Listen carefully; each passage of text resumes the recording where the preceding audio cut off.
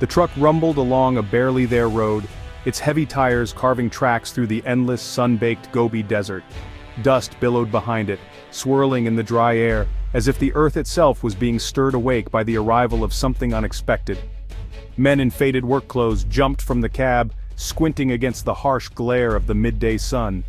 Their faces were set with determination as they moved to the back of the truck, hands practiced and sure as they unlatched a large metal tank, the centerpiece of their mission.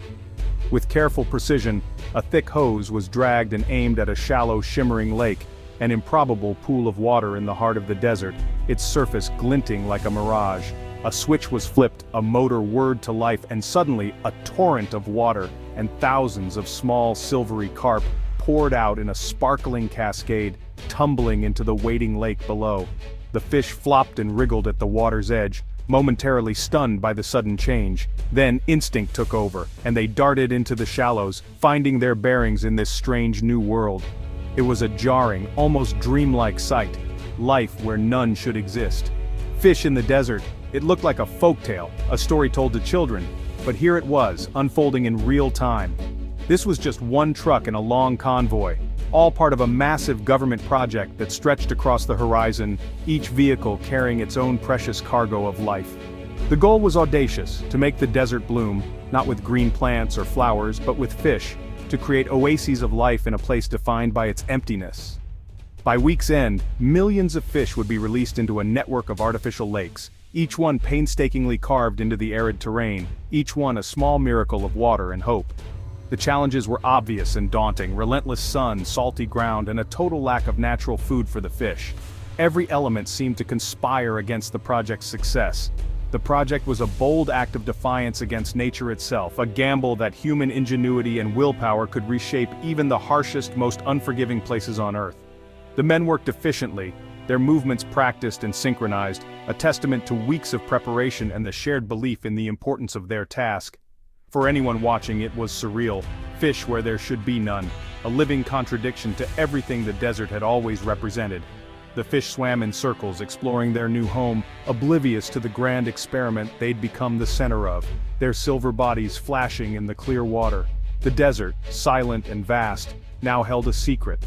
Life, shimmering just beneath the surface, a quiet revolution hidden from the world. This was not the first truck to arrive, and it would not be the last. The work would continue, day after day, as more lakes were filled and more fish released. The scale was immense, the ambition even greater. It was a vision that stretched beyond the horizon, a testament to what could be achieved when people dared to dream big. The Gobi, a place once defined by its lack of water and life, was now home to a new, improbable ecosystem, one that challenged the very definition of what a desert could be. The story of fish in the desert had only just begun, a tale of hope, resilience, and the extraordinary power of human imagination. The project unfolded in the Barren, a remote and unforgiving corner of the Gobi, home to the world's tallest sand dunes, some rising over 500 meters, their golden crests sculpted by relentless winds. This is a place where the horizon blurs, and the boundary between earth and sky seems to vanish in shimmering heat. Here, temperatures swing from searing heat in the day to bitter cold at night, with the mercury plunging and soaring in a matter of hours. Rainfall is almost non-existent, and the air is so dry that even the hardiest plants struggle to survive. Life here is a constant battle against the elements. Yet, hidden beneath these endless dunes are over 100 lakes, startling blue jewels in a sea of sand, fed by mysterious underground springs that have baffled scientists for generations. These lakes are a secret lifeline, their origins still not fully understood. Many of these lakes are hypersaline, saltier than the ocean itself, and highly alkaline, conditions deadly to most freshwater fish and inhospitable to most forms of life. Their waters shimmer with salt crystals, a stark reminder of the desert's harsh chemistry.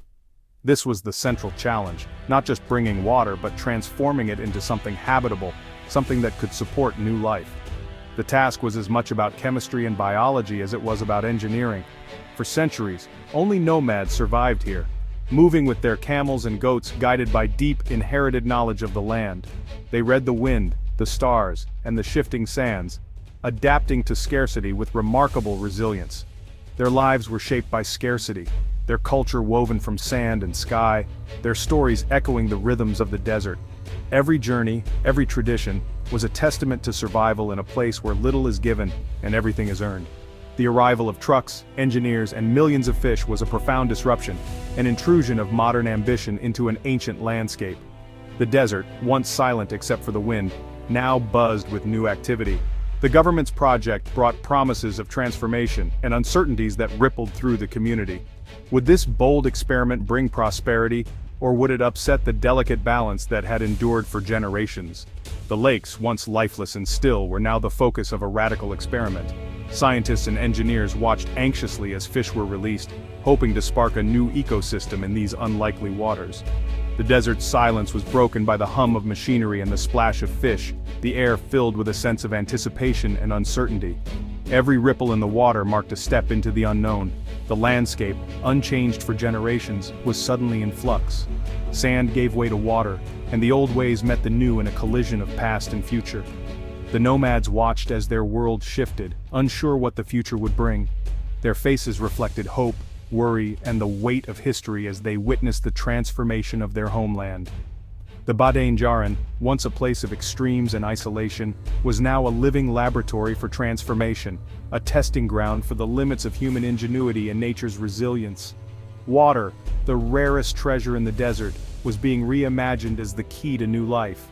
Each drop carried the promise of change, of possibility, and of a future that had never before seemed possible here. The project was an intrusion but also a possibility, a chance to rewrite the story of the desert, to see if life could truly take hold where sand meets sky. The desert waited, silent and watchful, to see what would come next, its fate hanging in the balance between tradition and transformation. The idea was born from China's urgent fight against desertification. Traditional methods, planting trees, stabilizing dunes, had mixed results. Introducing fish was a radical new front. Scientists theorized that fish waste would fertilize the water, sparking algae growth and transforming the ecosystem. The hope, a self-sustaining cycle with fish supporting plants, and plants improving water quality. Success could mean food and jobs for local nomads, some of China's poorest. The vision fishing boats on desert lakes, a new economy rising from sand. The project was massive, involving ministries, scientists, and years of research. They bred resilient fish, mapped water sources, and engineered new lakes. It was a monumental gamble, proof that with enough will and science, even a desert could be changed. The stakes were high, but so was the ambition. The plan's execution was a logistical feat requiring months of careful coordination and relentless determination. Convoys of trucks braved the harsh, sun-baked terrain, moving in precise formation across endless stretches of sand. Specially bred carp, toughened for harsh conditions and selected for their resilience, were trucked in from distant hatcheries hundreds of kilometers away. Each fish represented hope for a new ecosystem. Each tank was a mobile life support system equipped with advanced aeration and temperature controls, keeping the fish alive and healthy on the long, rough journey through the unforgiving desert. Meanwhile, construction crews had already dug shallow basins in the desert, tapping relatively fresh underground water that had lain dormant for centuries beneath the arid surface. Powerful pumps filled these new lakes, transforming dry basins into shimmering blue pools, and creating a network of water bodies ready to support life. As the trucks finally arrived, teams worked quickly and carefully, releasing millions of tiny fingerlings into the cool, fresh water, giving them a chance to thrive in their new home. The numbers were staggering. Over 5 million carp introduced in just a matter of weeks, a scale never before attempted in such a hostile environment. For local nomads, it was a spectacle unlike anything they had ever seen. Fish, where there had only been sand and silence, a living miracle unfolding before their eyes. The desert's ancient rhythm was interrupted by this sudden surge of life. Birds flocked to the water's edge, and the once barren landscape began to stir with new energy. The project was not just about fish, but about rewriting the rules of survival in the Gobi, proving that with vision and effort, even the harshest places can be transformed. The artificial lakes became islands of possibility, oases of hope in a sea of sand, hinting at a future where life could flourish against all odds. The experiment was underway, and the world was watching closely, eager to see if this bold idea could truly change the fate of the desert. The desert, once empty and silent, now held a river of life. The transformation had begun, and with it a new chapter for the land and its people. Scientists had a roadmap for change. First, fish waste would fertilize the water, triggering explosive algae and phytoplankton growth. This would feed zooplankton, which in turn would sustain the carp. The lakes would become vibrant ecosystems, attracting insects and migratory birds. Over time, all this life could even alter the water's chemistry, making it less alkaline. The ultimate hope: a self-sustaining fishery, new biodiversity, and a greener desert edge. It was a bold vision, ecological engineering on a grand scale. 1 year later, the change was dramatic. The lakes, once clear, were now deep green with algae, proof of the nutrient boom. The carp thrived, growing fast and even reproducing, a self-sustaining population. Migratory birds flocked to the new oases and reeds took root along the shores. The desert now had a fringe of green, but success brought new problems. Dense algal blooms led to oxygen crashes and fish die-offs. Managers installed aerators to stabilize the lakes. The ecosystem was alive but fragile, requiring constant care. The experiment worked, but the balance was delicate. The desert was no longer empty, but it was not yet stable. Old Man Wei, a lifelong nomad, watched the project with skepticism. He expected the desert to reclaim the lakes as it always had. But the lakes endured, and his son found work monitoring water levels, steady income, a new motorcycle. Soon, locals were paid to harvest fish, learning to cast nets for the first time. One evening, Wei's son brought home fresh carp. Wei tasted fish for the first time, watching his grandchildren eat with delight. It was the taste of change. The world he knew was shifting. His son, once a herder, was now a fisherman in the desert. The ancient rhythms of scarcity were giving way to something new. The project had changed not just the land, but the lives of those who called it home. Wei realized the desert story was being rewritten. The impossible had become reality. The future was uncertain but undeniably different. The project's success brought surprises. Gobi carp, feeding on unique algae, developed a cleaner taste, fetching premium prices in distant cities. The lakes increased local humidity, helping stabilize sand dunes and slow desertification.